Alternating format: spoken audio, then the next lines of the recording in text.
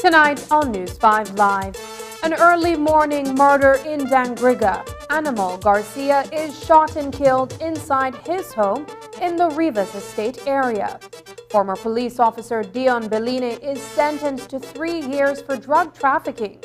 And a 17-year-old male minor is arraigned and remanded for the murder of Emmert Flowers, whose son Kyle Latchman remains missing. These stories and more coming up on News 5 Live.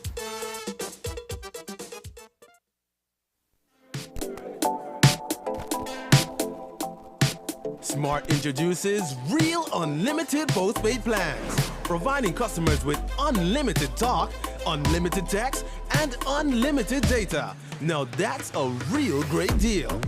With Smart Plus, Share 1 and 2, and Enterprise 1 and 2 plans, you can talk as much as you want, text as much as you want, and for the first time ever in Belize, you can enjoy unlimited data with your postpaid plan. So come in and sign up for an unlimited postpaid plan and enjoy limitless possibilities. In addition, other plans such as the Flex Junior, Choice, and Select have been boosted with a lot more talk, text, and data, providing you with the best value for your budget. Be unlimited with Smart. Smart, your full-service communication provider.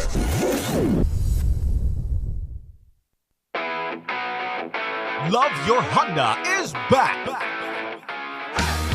This year, we are spreading the love in 3 locations: Belize City, Cayo, and San Pedro.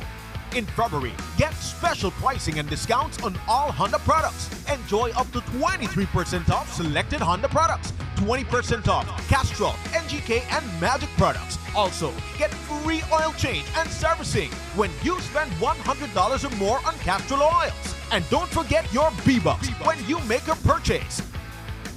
February is all about Honda. Available at Benquip. Equipment, parts, service.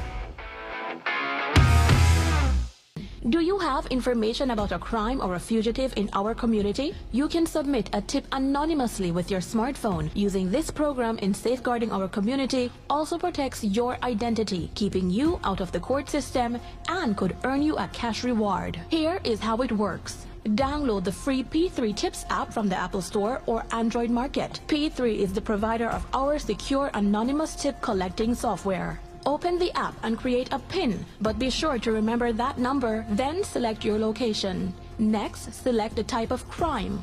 When submitting a tip, be as specific as possible. If you have a picture, video, or audio that will help officers, you can upload them from your phone. Information leading to an arrest can earn you a cash reward of up to $1,000.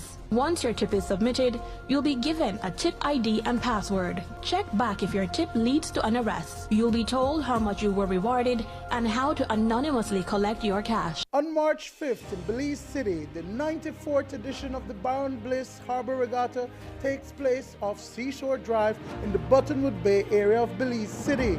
Come out at 9 a.m. and witness as 6 sailing clubs battle head-to-head for the coveted title of champions and thousands of dollars in cash and prizes. It's a showdown that you won't want to miss, as the spectacular 16 sailing dories from Gales Point, Malantee is back. Come on out and tailgate along the shore, or find that perfect spot to barbecue and imbibe while enjoying the sights and sounds of the Baron Bliss Harbor Regatta. Sunday, March 5th at 9 a.m. Sponsors are the Bliss Trust, Honorable Anthony Mahler and the BTB, Mahias United, Honorable Dolores Valderramas Garcia, Bowen & Bowen, and Mr. Wally Brown. Special thanks to the Belize Coast Guard, the Belize Ports Authority, and the Belize City Council.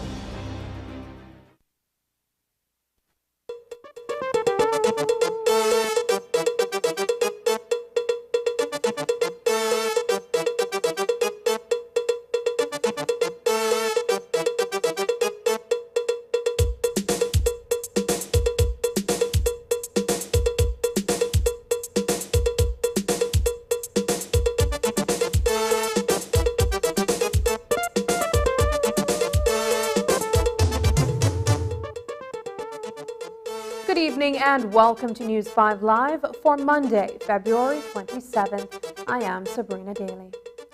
An early morning murder took place in Dangriga today and claimed the life of Frank Garcia, who is also known by the nickname Animal.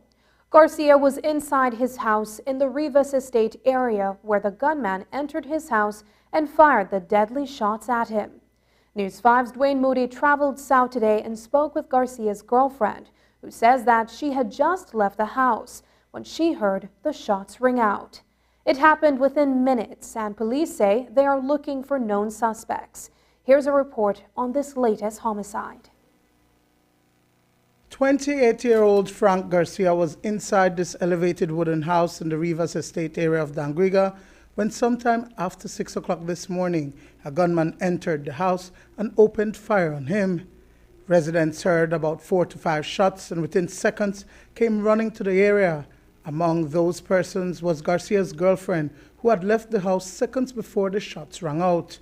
She entered the house to find Garcia dead on the floor. That I said, call, get up, I lock the door. He said, just lock it. I said, that the way I tell her. I said, please don't make we have to quarrel about this now. That's not something where we were argue about. We don't argue about locked door. When I left out of the house, forgot at my sister, he was right back at me to lock the door. Anyways, I walk out of the house, I go downstairs, I reach the last step, I look wrong, because he do that. When he come outside, he always look wrong for his surroundings. I reach my sister's step. When I reach my sister's step, I hear the first shot. And I curse, I say, gunshot. But I may feel like the half of the next house by the young man, or next young man. But when I hear again, bang, bang, I say, the way I say, and I run and I had to bang for my sister door for me. She open the door, I tell her, open the door. I tell her, shut the beat. He say, it sound like the far Bally house, that's the way she say. But the young man off of the next street, but then now, after the gunshot there, I say, the Bally, and one other boy, the call that time, I don't borrow my sister phone for me, I call he, but then I call and he not the answer. So I tell my sister, girl, I say, girl, he not the answer me, and I start panic. I run gone about, and when I run, the first place I run to, that bed, because that the elephant. But I don't say he on the bed, all I see that bullet shell in the bed, you know. When I look on the ground, they right there flat, face down, you know, they see 2 boxes with blood. With blood. So I had to call police. All I do is hang up the phone. So I borrowed to a young lady phone and I called police again, and so they answer. I said, my boy, I get shot and I think he dead. You know, they move nothing, emotionless on the ground. It is believed that the gunman came on a bicycle, which Garcia's girlfriend says she passed when leaving the house, but thought nothing of it. After the shooting, the bike was discovered in bushes on the street at the rear of the property. I see what bike, flat on the ground. You know, the walkway where we used to make we go to his house. But I like, who for this bike? I don't see nobody, but then I had to look now for make I see who the bike belongs to, but nobody. But I had to stand up now and my man tell me go back for make you know that somebody they out there. But in my head know that the bike belongs to the young man where they build the house on the next side. But I still not see. I say, well, maybe somebody there in the area they pick up things out of the garbage cars. That usual. After the gunshots happen and all of that, the bicycle is still there? The bicycle never made it there, none at all. The bike move already. They find the bike on the other street in the bush. So the person not come far through the front, but the person call. When the person come, he call far through the front. But when he left, he not left far through the front because nobody not see her when he left. So I think he left far through the back. What part he had, because he make a leap pick out off it when he don't want to pass her through the front. He make a leap pick out off it go through the back. So I think the right for the person gone because the bike no park. What part the person dash the bike, you know, they know where far what part the pick out of there. Same door whenever lock. I don't know if he made get up to lock the door. I don't know if he jumped out of the bed. I don't know what happened. I can't say. Police say that they are looking for 2 persons in connection with this latest homicide. We are trying to locate two men that we believe are responsible for the death of Mr. Frank Garcia. This happened in the Rivas Estate area in Dangriga. We have so far we have searched several premises. The police believe that they know exactly who they are looking for, and hopefully we would be able to give you an update very soon into that. But who would want Garcia dead and why? No definitive one, but we are following several avenues, and hopefully I would be able to tell you soon. He that was this happy person always got a smile on his face. He happy. He will talk to you, laugh and talk. He was a cool person. But if you say talk a thing like that, if you say people it threaten her, so it never bring it up to me. Dwayne Moody for News 5. Last Wednesday, there was a shooting incident in the Roaring Creek village that claimed the life of 15-year-old Dane Matute Jr. The high school student was among a group of teenagers who went swimming at a popular location near Guanacaste Park when two gunmen opened fire in their direction. While Matute Jr. was mortally wounded, his friend, Kalen Wade, received gunshot injuries but survived. Several searches were conducted in the wake of the incident, but no arrests have been made for the crime. Today, ASP Fitzroy Yearwood gave the media an update and says that the Leadership Intervention Unit is to visit with the two rival groups in Roaring Creek this week. We have suspects that we're looking for. I just recently got information that OC Roaring Creek as well as Dr. Rosado will be meeting, members of the LIU will be meeting with two rivalry groups in Roaring Creek. And I think that is as early as Wednesday of this week. So after that meeting, I would be able to update you further. No? Does that indicate that Dane Matute's murder was indeed gang-related? Well, I said two rivalry groups. For me to categorize it as a gang, I cannot do that as yet. We will know what will be the results after the LIU mediation, and then I could probably answer your question. We did multiple house searches after the murder occurred, and unfortunately for one person, when we searched his premises, a .38 revolver was discovered. That gun has been labeled as an exhibit, and it has been sent to the lab for further testing. As far as that goes, I would be able to answer that after we get our ballistics report. So no motive at this time? None as yet. Where is Hattieville Primary School Principal Charlotte Jacobs? She was last seen around 8:30 this morning and has not been seen or heard from since. The Belize Police Department has since issued a missing persons bulletin describing Jacobs as being 5 feet 4 inches tall, slim built, and about 160 pounds. She was last seen wearing blue jeans pants and a white t-shirt.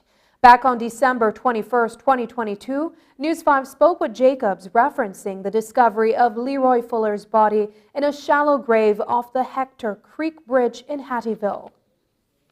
I don't know where you got it that you have to wait 12 hours to report someone missing. If you believe someone's life is in danger or a person is missing like it was reported earlier, we immediately activate our search parties and our search team. We don't ask anyone to wait for any 12 or 24 or 48 hours. We treat missing person reports as urgent as possible. Sir, does her family have any reason to believe that she's missing? We know she was related to a murder victim a couple of months ago, Mr. Timber. Well, that I can't answer because, in all fairness to me, Miss Hernandez sent out the missing person. I only managed to see that flyer. For me to answer that, I would have to speak to investigators. So I don't want to speculate. Since the beginning of this year, there have been several reports of schools being targeted by thieves. Last week, 2 schools were burglarized in Corozal and Belize City, and then on Sunday night, a police patrol ended up detaining a thief who was in the process of breaking into a school. Residents have said that police do not show up when they make the distress calls. ASP Fitzroy Yearwood says that they are investigating. It's very sad as a society that the very institutions that are there to help our children gain their education are being vandalized by members of our society.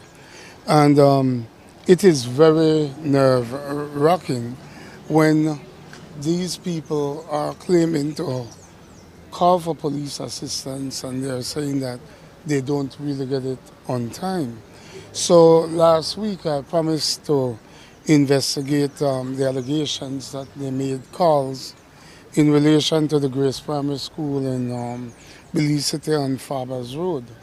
Like I said, we have a recording system that the command center in Belize City do have a man that is managing it, and he told me as soon as his investigation is complete, he would be able to give me full details if and when any call was made. I know that the one in Corozal, the police officers were not in the immediate vicinity, but not too far either. And their response may have saved that school from total vandalism. It is very sad that these schools are in our neighborhoods. We have residents close by, and for neighbors to just leave it as that and not call for the police, it is very sad. Over the weekend, the family of Kyle Latchman were out in the Port Loyola area searching for closure after they received information to suggest that his body was disposed of in the area. The 23-year-old was last seen on Boxing Day 2022 and is believed to have been murdered and his body buried. Today, Assistant Superintendent Fitzroy Yearwood was asked for an update on the investigation into his disappearance and possible murder. I can tell you that we haven't given up on the search for them. Our officers go out there and they still try to comb the area that we believe would be used for the disposal of bodies. But we try to ask people to, if you have any information, you don't have to call 922 or 911. You could go and use the P3 app. And I am certain it's a better way of, securing your information. And you might even get a reward at the end of the investigation into your tip. Coming up, small bus operators in the north raise concerns about merging with bigger companies. Find out the details when we come back. Whether you're home or just home for the moment, the beauty that is Belize, every sun-kissed wave, every treasure discovered far beneath the surface, every pristine waterfall and majestic forest will captivate your senses and send your spirit soaring. With our fleet of comfortable, fast vessels and service second to none, San Pedro Belize Express is proud to be with you on every step of this breathtaking journey. Come ride with us to San Pedro or Key Caulker. We're your connection to the vibrant mystery of the jewel. The experience of a lifetime. San Pedro Belize Express Water Taxi. One wave, one journey, one magical moment at a time.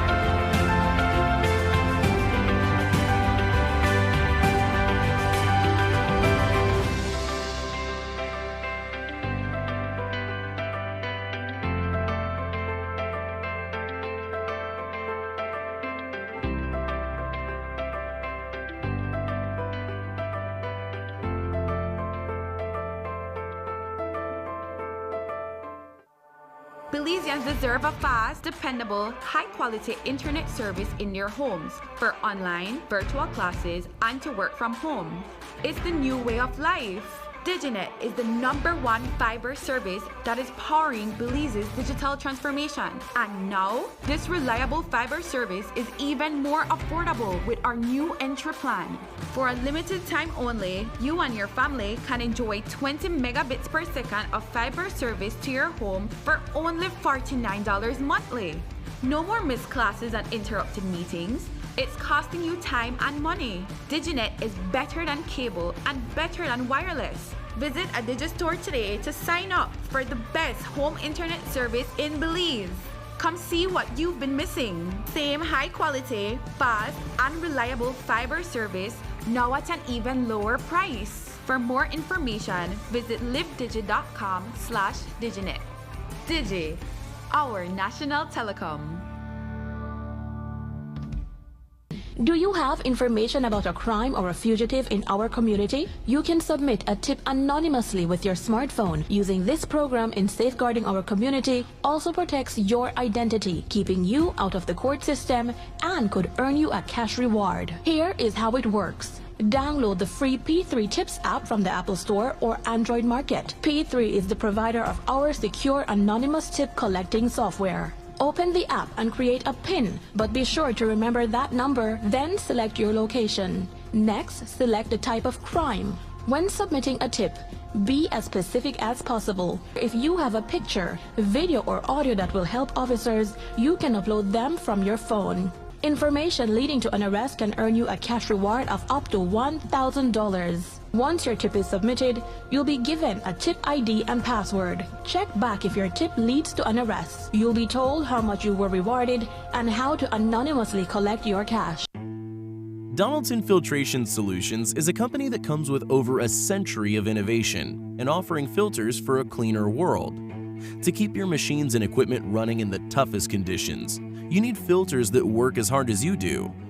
Donaldson offers hydraulic filters, air filters, fuel filters, lube filters, and anything needed to keep your machine pristine. Come to your nearest Westrack Limited store for Donaldson filters and whatever your industrial or trucking needs might be.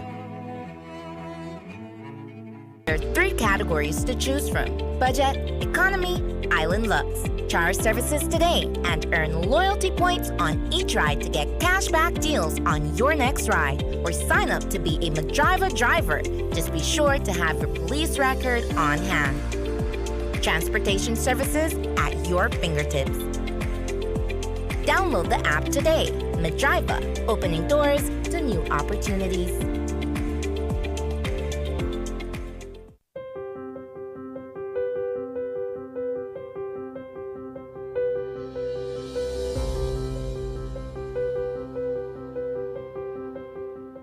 We were all suffering through the COVID-19. Tourists started coming into the island. Things got very expensive for us. There was price gouging everywhere to where we were suffering real bad. There was no work. There was no job. Even as a taxi driver, we can barely make $30 a day. Now, versus right now, 2023, thank God and thank to the tourists that is coming in back to play. We can pay our rent. We can pay our bills. We can even pay back rent where we used to owe. So I'm very glad tourism is really coming back.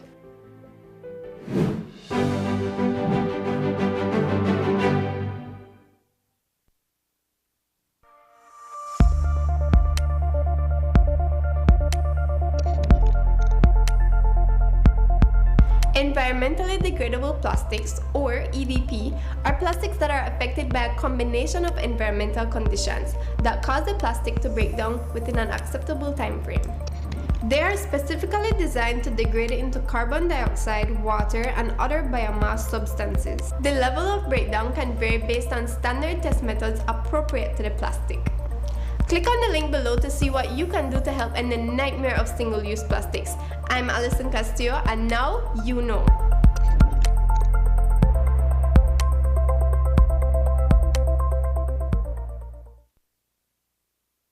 Former police constable Dion Belline has been sentenced to 3 years in prison after being found guilty of drug trafficking. The conviction comes a little over 2 years following a bust near the outskirts of Orange Walk town.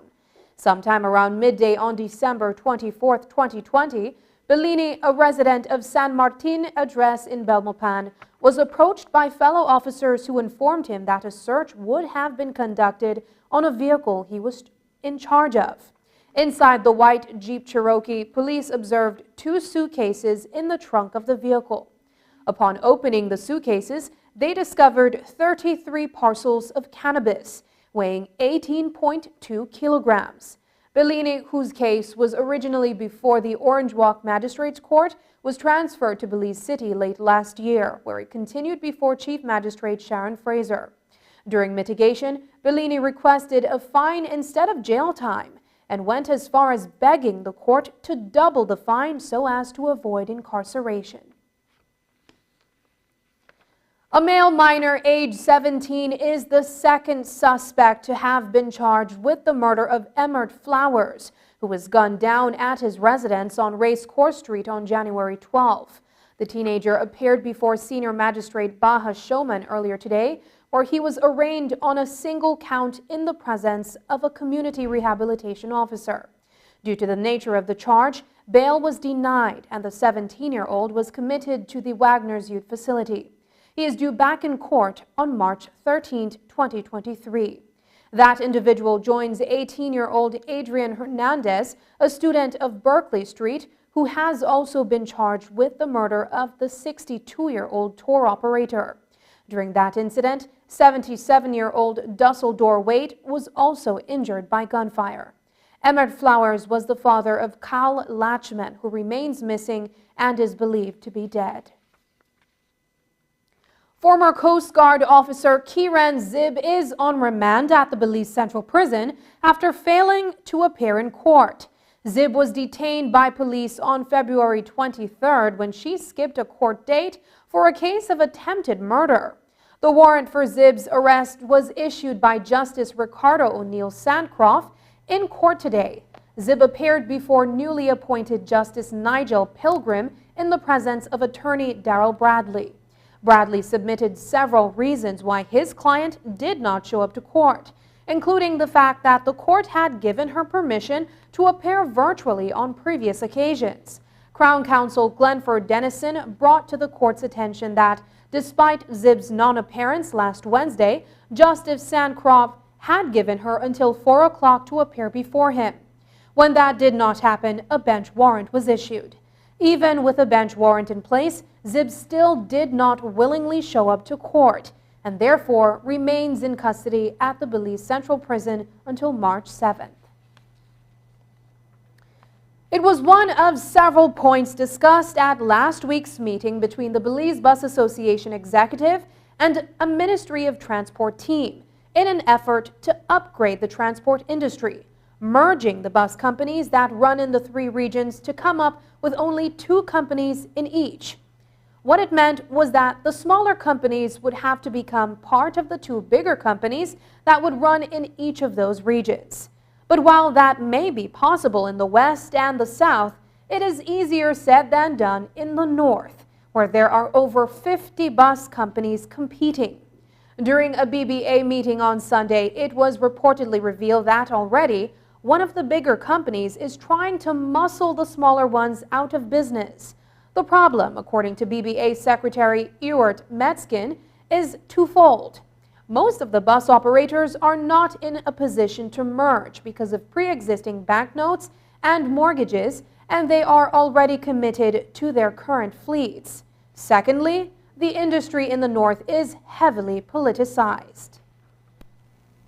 They're saying that they're not being afforded the chance to provide for their families. And most of them gone and then do the investment, what they want to do with the buses. And then just made investments to buy the buses they have from banks. Some of them mortgage off their homes, land. They can't go back to the bank and say, well, we need more money to buy up-to-date bus.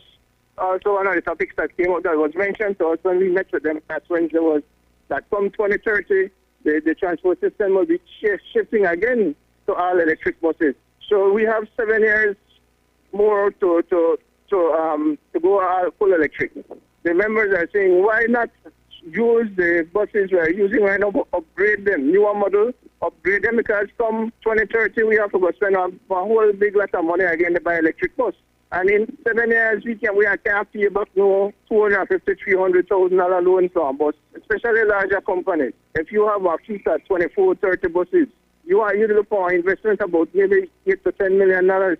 What we are saying is that we need to go back on the table and we make look for this thing seriously, and that the smaller operators are objecting to the mergers, because we already have one large company in the north threatening small operators. They tell us that they don't have agreement. They don't have agreement with the government that they are one of the bigger operators in the north, and they go to the small operators and tell them, well, I got 10,000 to run, you either take it or you still will lose the thing at the end. And a lot of the small operators that showed up at our meeting yesterday from the north came with that complaint. They really want to define what to do, because like we told them in our meeting, the north will be one of the hardest areas to fix because it's too political. Everybody, whether one bus operator in the north, know a minister, or that some minister help them to get it around with them. So only one thing we could say we agreed upon, where everybody was on board with, and our members are good with that, and that is the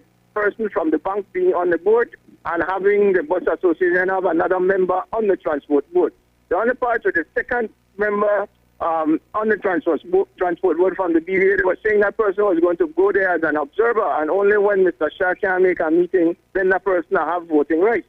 What our members voted for yesterday was that if we send the member, the member have to have all voting rights, because they go there to represent also along with Mr. Shah. Okay. And we have done the person we have asked to represent the bus association has over 50 years experience in the industry. He accepted yesterday that he will be that person, and that person is Mr. Leo Bate.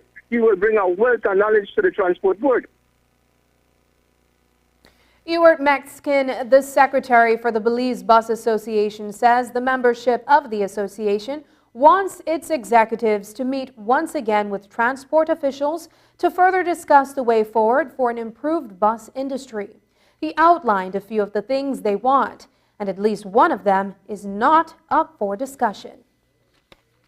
Chairman needs to go. We don't want to negotiate that part. The minister may say if he remove the chairman, that have political implications. But the minister must realize if he don't move the man, he still have a problem. He have a problem with the bus operators. We got a draft of the press release. We read it out to our members, and we told them the other parts that they did want to include in the press release. But can you share those with us, what you all agreed to that was not in the press release?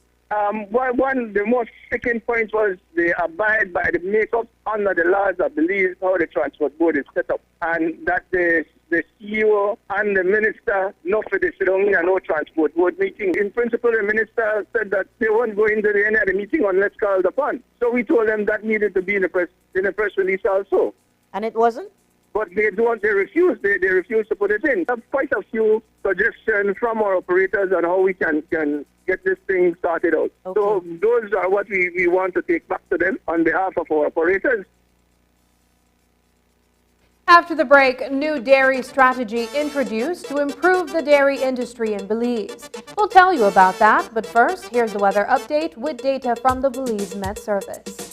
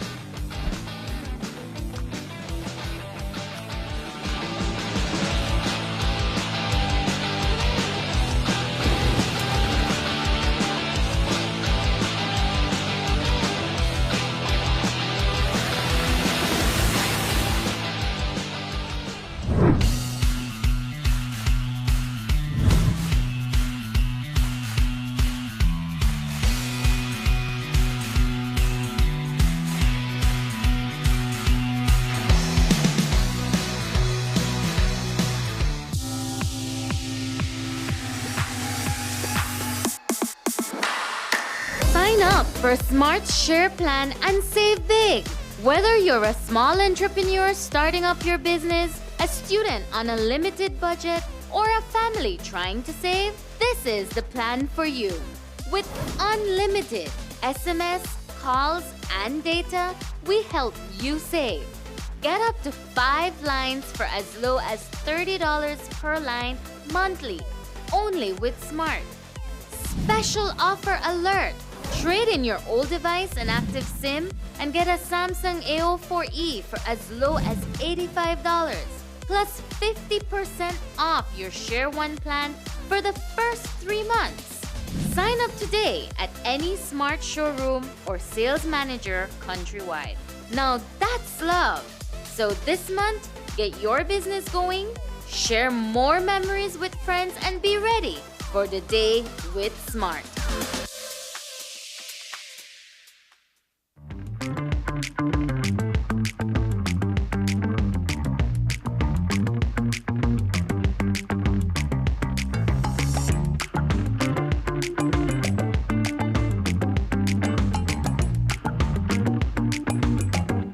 Welcome to Brody's Pharmacy, where our trained and licensed pharmacists have been serving the public for over 100 years.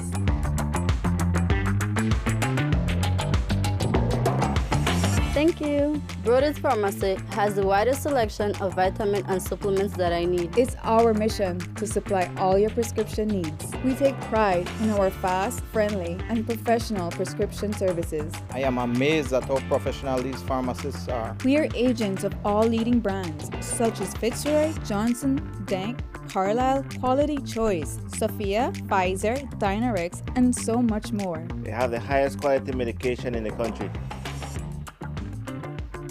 We keep coming to Brody's Pharmacy because of the extra care and attention we always receive here. Excuse me, sir, can I help you with that? Thank you, young man. See where we shop at Brody's Pharmacy? We have 3 convenient locations in Belmopan, Belize City, Albert Street, and 2.5 miles Philip Bolson Highway. We also offer wholesale services on all our medication. Come on over to Brody's Pharmacy for service, value, and satisfaction. Your health is our priority.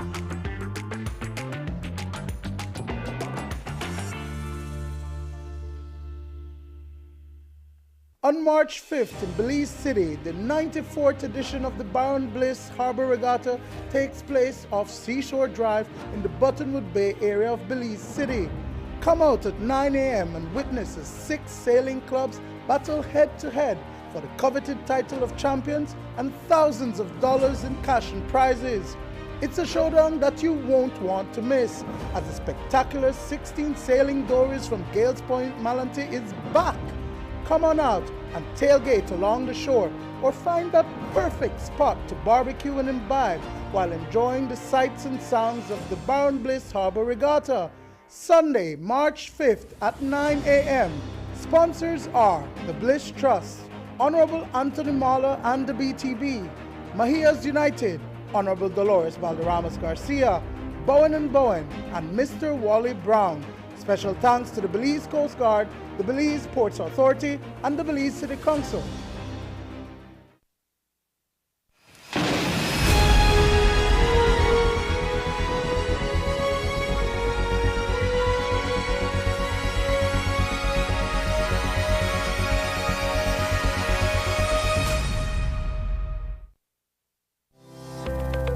Galenia Hospital, located in Cancun, Mexico's premier tourism destination, is a state-of-the-art healthcare facility that provides highly specialized medical services. We are Quintana Roo's biggest private hospital with board-certified doctors and staff. Some of our services include cath lab, adult intensive care unit, neonatal intensive care unit, emergency rooms, operating theaters, ambulance services, and more.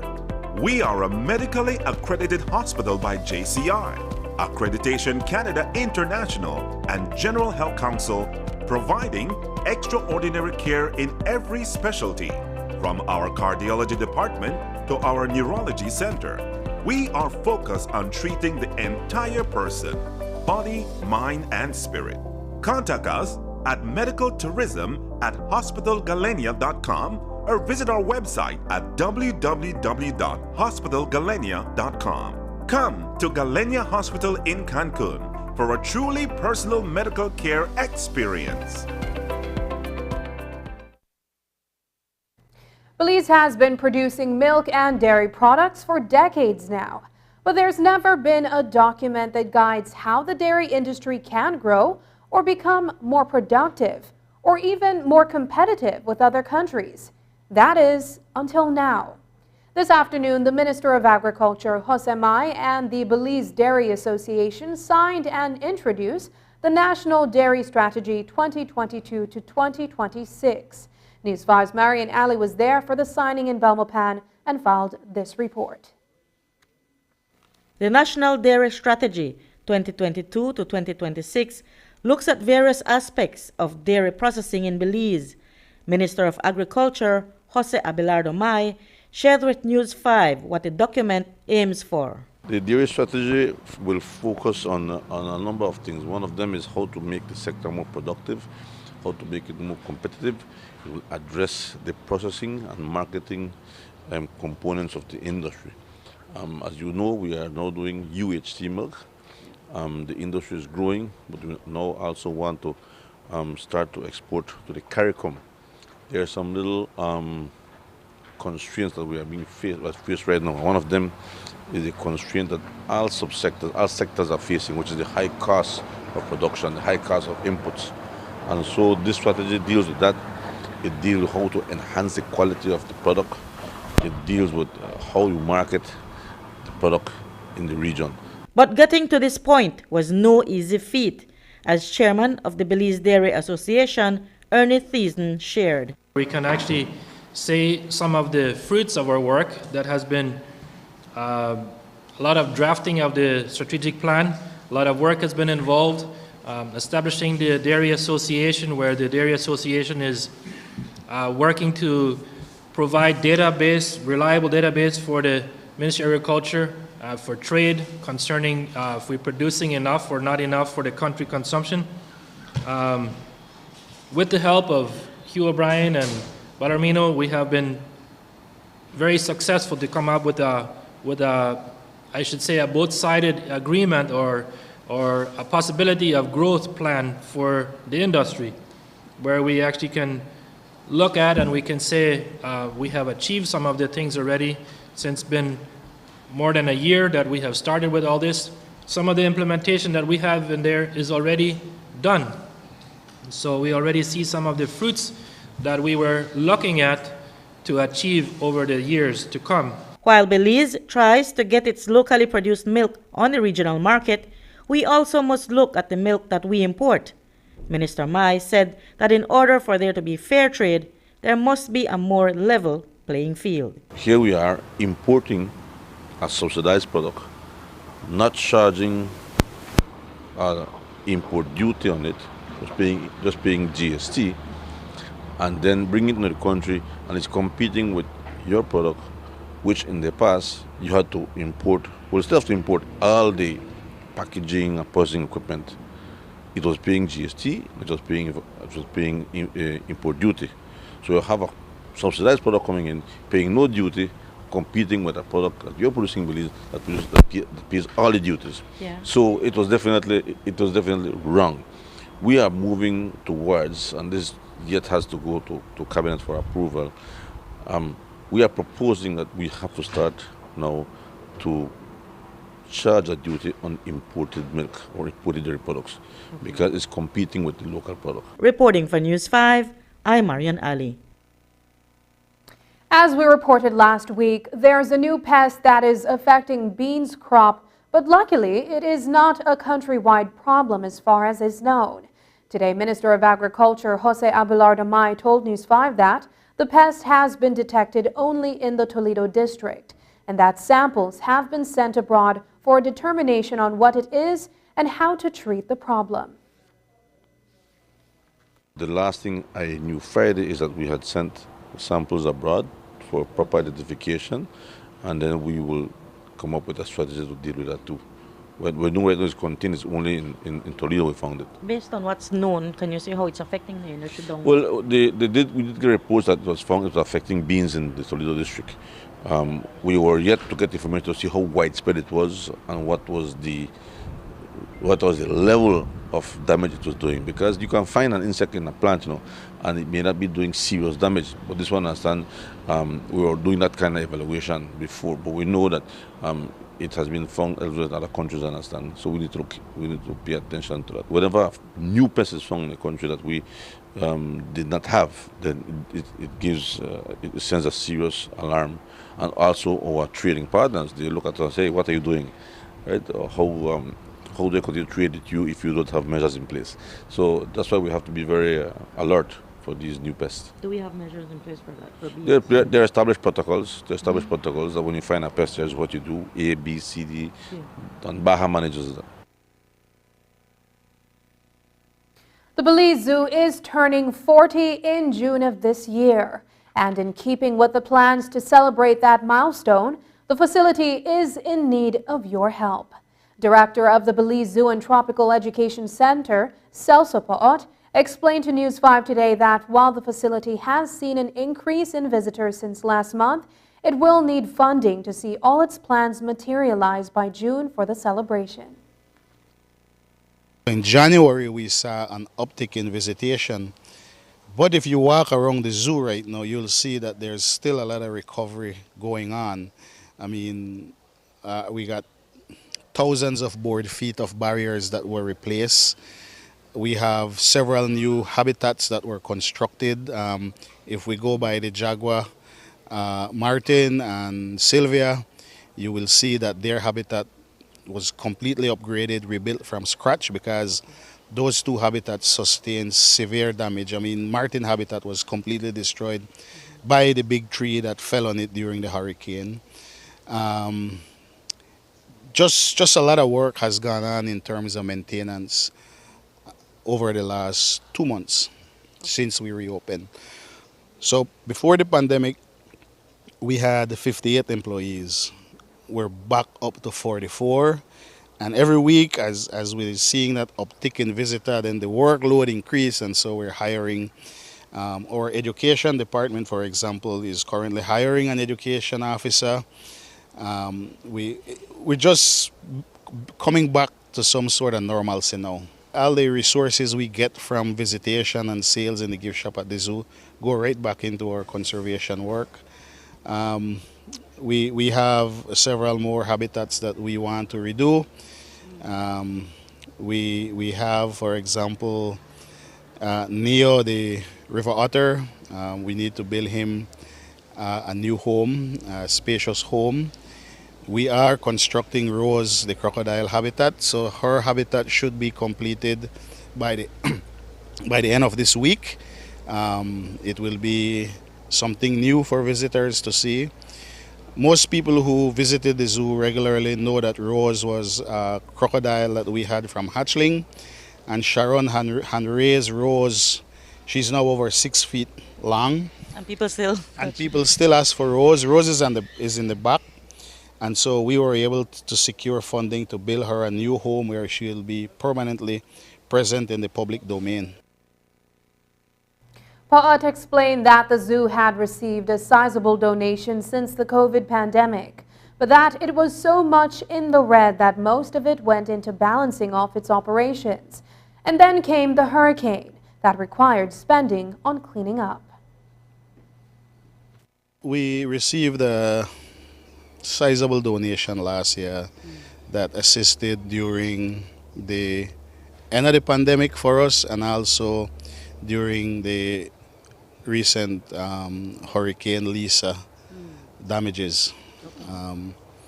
What happened was the director from Key Bank visited, and we talked about what our challenges were, and he was able to assist us with a donation of 500,000 Belize dollars. Thankfully, it was unrestricted donation. That means the zoo could have used it how we best needed it. At the time when we received the donation, we were just over $300,000 in overdraft. And so we made it clear to the donor that most of that money would have been going to operational expense and then to fund some of our conservation programs that were left behind because of no funding from because of the pandemic.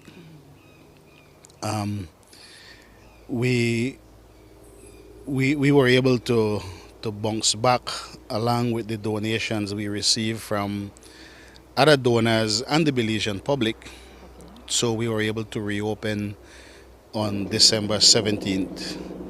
And as you can see when you walk through the zoo, the recovery effort is still ongoing. Just when we think we were going to getting a sigh of relief, breathe a sigh of relief, then the hurricane hit us.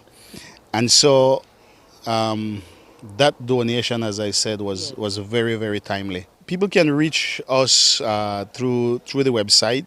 There's a donation button there. People can reach us through email, the front desk, or just go on the website, and for local donation, our Belize Bank and Atlantic Bank information is there, so you can just do a local transfer.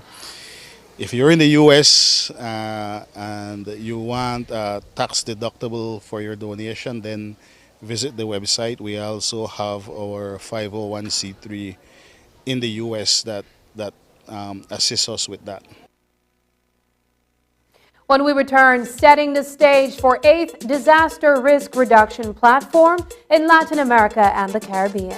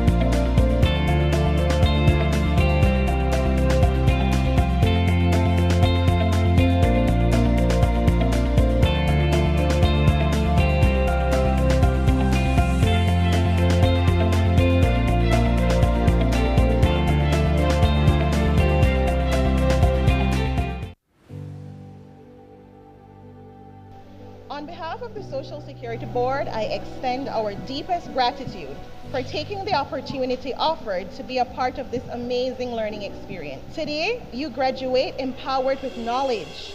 You graduate with a new skill set that you can put to good use and benefit from it. You have now acquired the knowledge and you are fully prepared to build on the foundation that you have fostered. We consider ourselves privileged to be offered an opportunity by the Belize Social Security Board to partner with them in this effort. What I can say is that I'm happy because I'm learning in something that I choose to do. So we want to thank Social Security Board to provide the funding for that, and we appreciate it, and we hope they continue to provide opportunities like this for more people. Thank you. Once again, congratulations to the January 2023 cohort Empowering You participants. On behalf of the Social Security Board, I wish you nothing but the very best.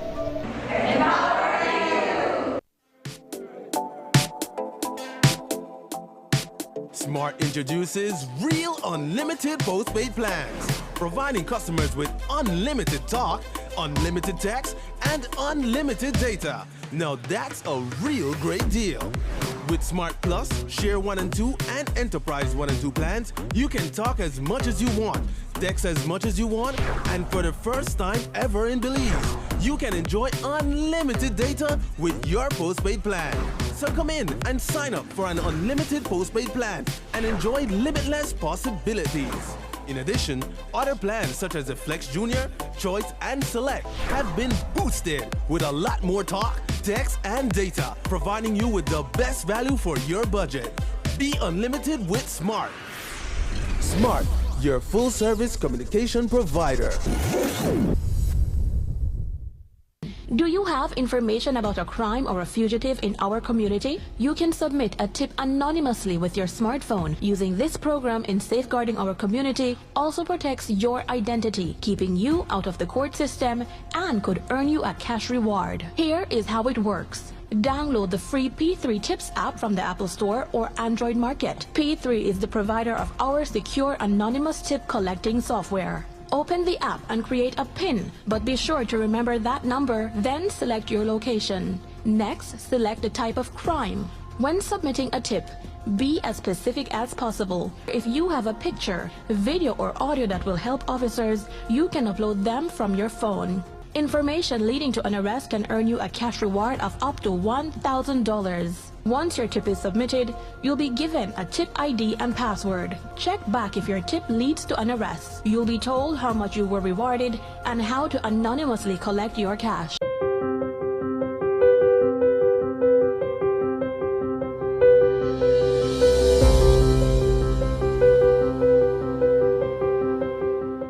That was a really worst experience in my entire life since I born, because I never know what is a COVID, right? I know what is a flu like, but coming to a COVID, it really damaged the entire world. From my experience, I really doing bad as a business owner. And from now, things kind of looking much better than the past 2 years on lockdown. And I'm telling you, I mean, it's really rough, but right now we're seeing really nice tourism coming in, and I hope it's still like this, because right now I'm still stuck with my bill from since COVID closed down. From now on, it looks like it's getting there slowly and surely.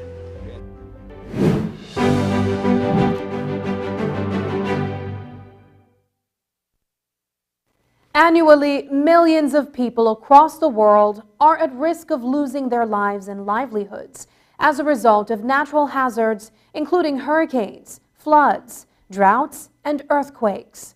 According to the Global Fund for Disaster Risk Reduction, on average, direct losses within the Caribbean as a result of natural disasters amount to almost $2 billion annually.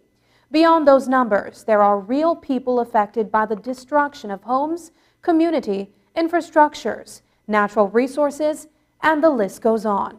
And while there may be little to nothing that can be done to change the trajectory, intensity, and frequency of these natural hazards, according to the United Nations Disaster Risk Reduction Office, the scale or severity at which these events impact communities can be significantly reduced. News 5's Paul Lopez reports from Uruguay.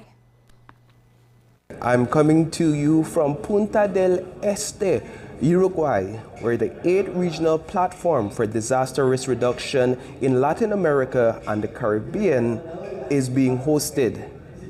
We expect to see leaders from across Latin America and the Caribbean participate in this 3-day event, which actually begins on Tuesday.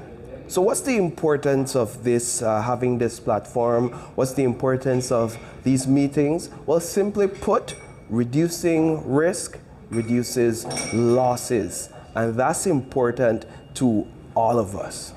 Alonso Torres is an international consultant on disaster risk management, climate science, and territorial development. Of recent, his work has been focused on Latin America and the Caribbean. He spoke with us about the importance of this week's event. We have made significant advances in terms of early warning and preparedness and response, which has been a before and after since 15 years ago. We, as a region, start to to bet on the importance of early warning systems, because it's important for communities to know what to do when the hurricane or when the quake hits. We have to embrace that our countries are very dynamic in terms of the energy and the phenomena we face, meteorologically and seismically speaking. But beyond that point, now we are seeing significant progress in terms of embed some bits of disaster risk management from a more prospective way and approach into sectorial topics of the development agenda. For instance, in infrastructure resilience, resilience of critical services. The Sendai Framework for Disaster Risk Reduction 2015 to 2030 provides concrete action plans to UN member countries for the protection of development gains from the risk of disasters. Risk or vulnerabilities are at the heart of disaster risk management. It is widely viewed that natural hazards are not the main culprits of the annual destruction. How humans interact with the ecosystems and how we build our infrastructures contribute to the vulnerabilities we pass on from generation to generation. In Belize City, for example, families that build their homes in water catchment areas are at greater risk in the event of a flood or hurricane. Also, the absence of resilient building codes only increase those risks. Notwithstanding the need to build better, one of the greatest threats to reducing disaster risk is corruption.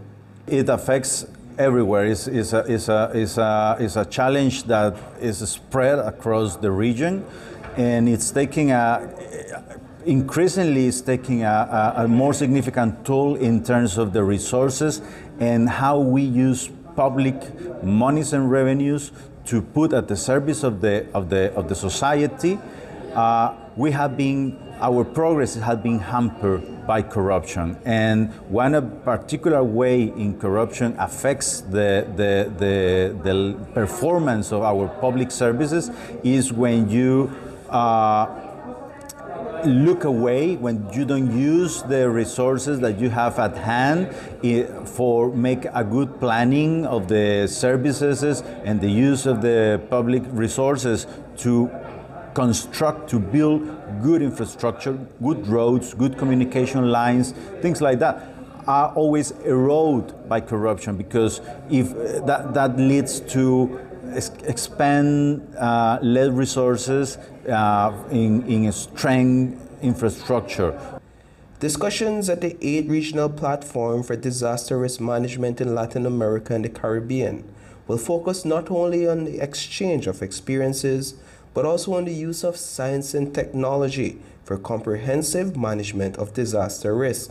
The sad truth, according to Torres, is that without greater investment in technology, Latin America and the Caribbean will see little progress in the coming years.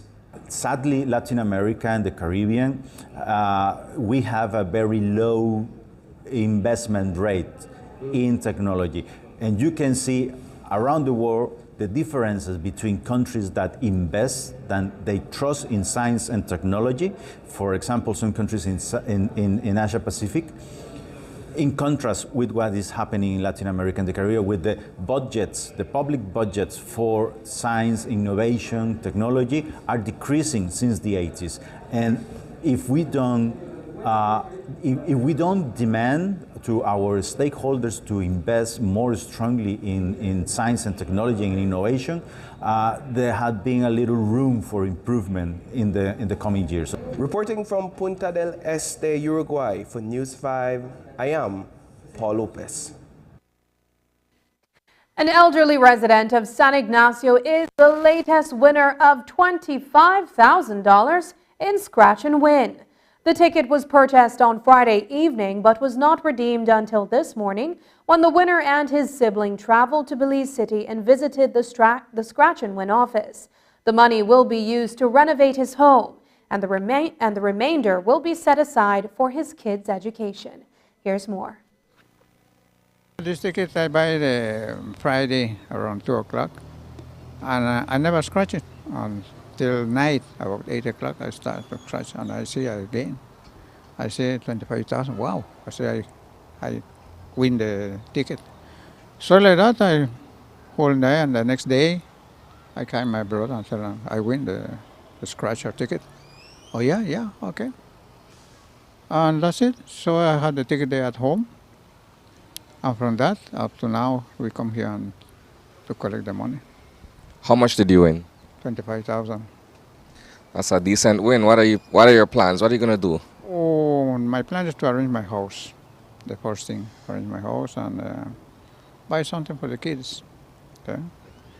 Especially the uniform for the college, for the school, all of that. And that are my thinking right now. How long have you been playing scratch and win? Long time, years, 5, 6 years. Every end of the week. I sometimes play on Tuesday, but they play Tuesday and Thursday. Sometimes when I got time, I go and buy my ticket. Meanwhile, on the end of the week only. This I buy it Friday and Saturday I pass day at home. Sunday, today we come here. Up next, a comprehensive look at the weekend's sporting activities. You know the saying, desperate times call for desperate measures. What do you do when you get to a dead end? Sometimes life just doesn't go the way we planned it to go. And when you're in those seasons of life, what do? Where do you go? Who do you turn to? Join Sagebrush Church as we begin our series, Dead End Desperation, where we'll talk about following God in some of the hardest moments of our lives. Be sure to visit sagebrush.church or download the Sagebrush app for locations, service times, and more.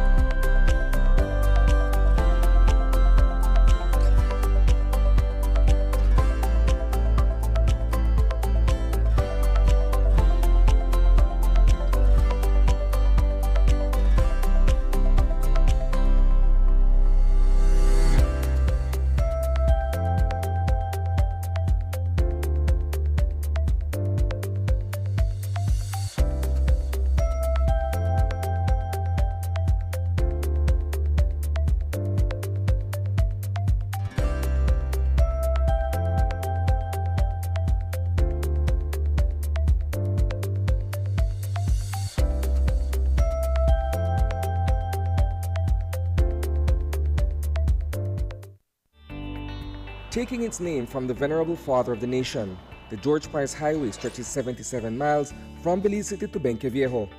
Originally built in the 1930s, this cross-country highway system is the artery that links Belize to Central America at the western border with Guatemala.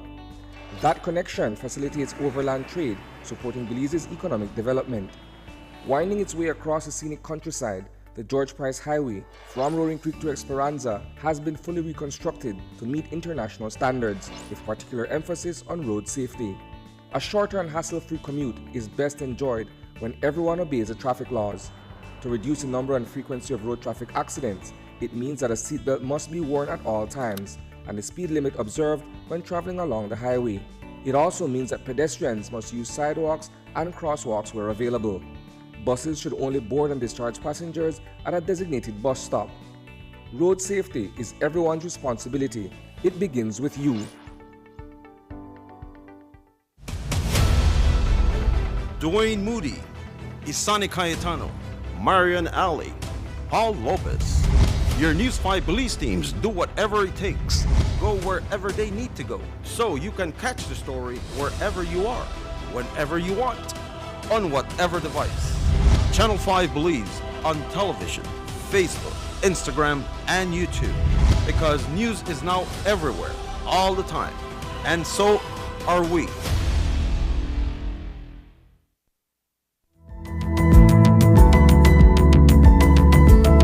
Smart introduces Real Unlimited Postpaid Plans, providing customers with unlimited talk, unlimited text, and unlimited data.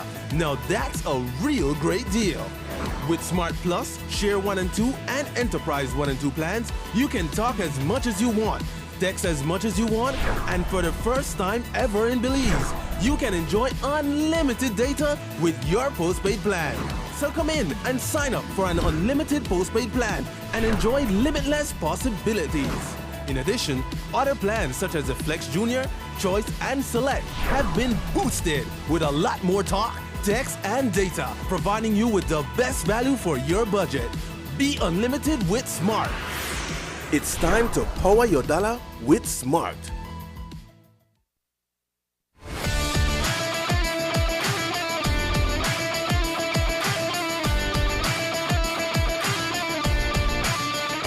Good night and welcome to another edition of Sports Monday. I am Isana Kayetano.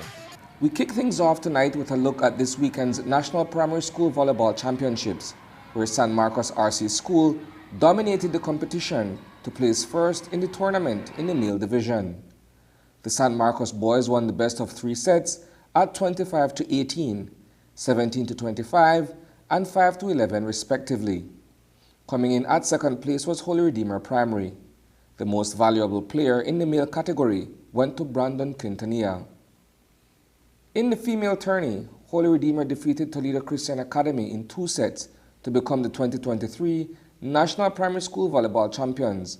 In those games, Holy Redeemer bested their opponents by scores of 25-9 and 25-20 in turn.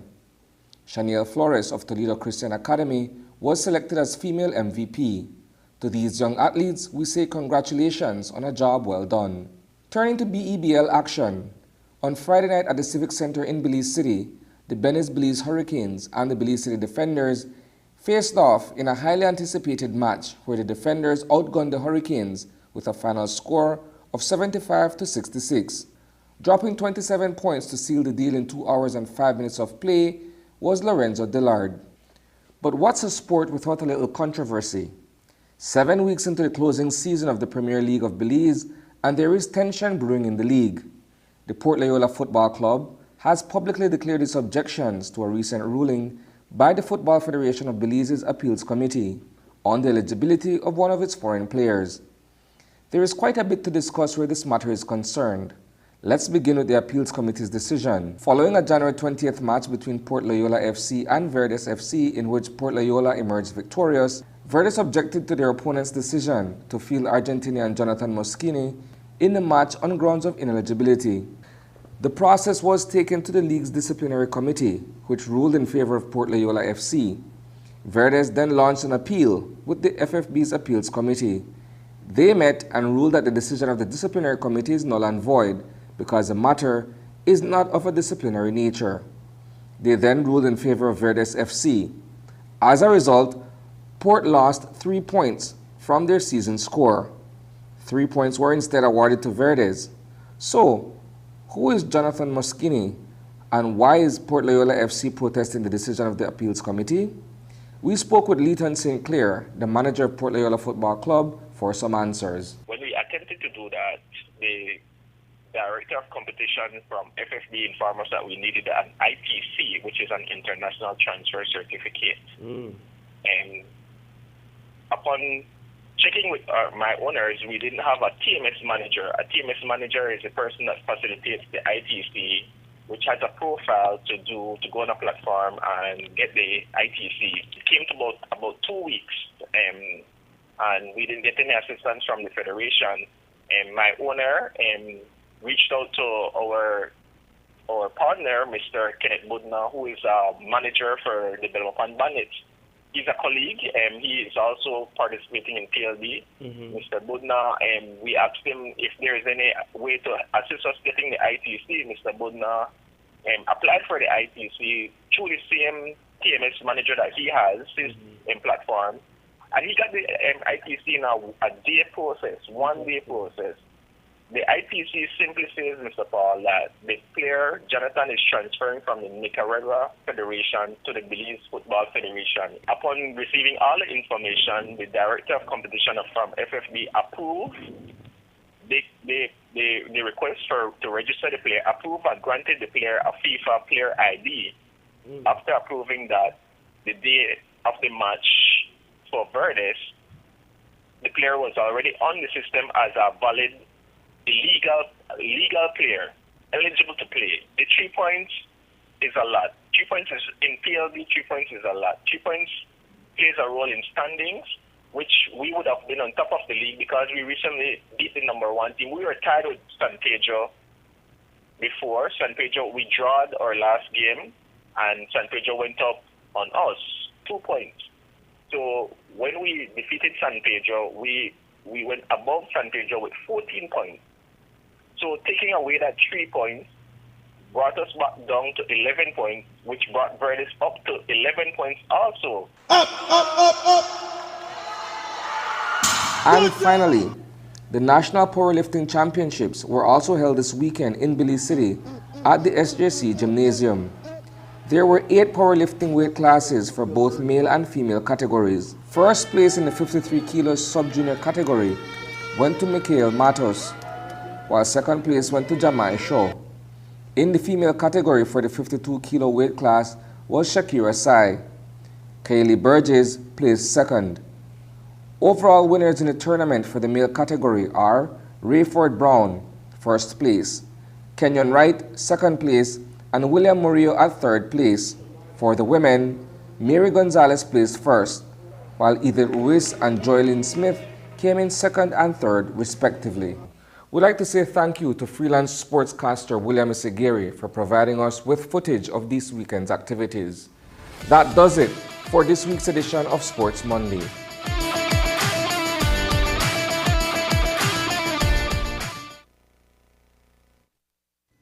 And that's the news. Tonight's broadcast is available at channel5belize.com, on our Facebook, and on YouTube.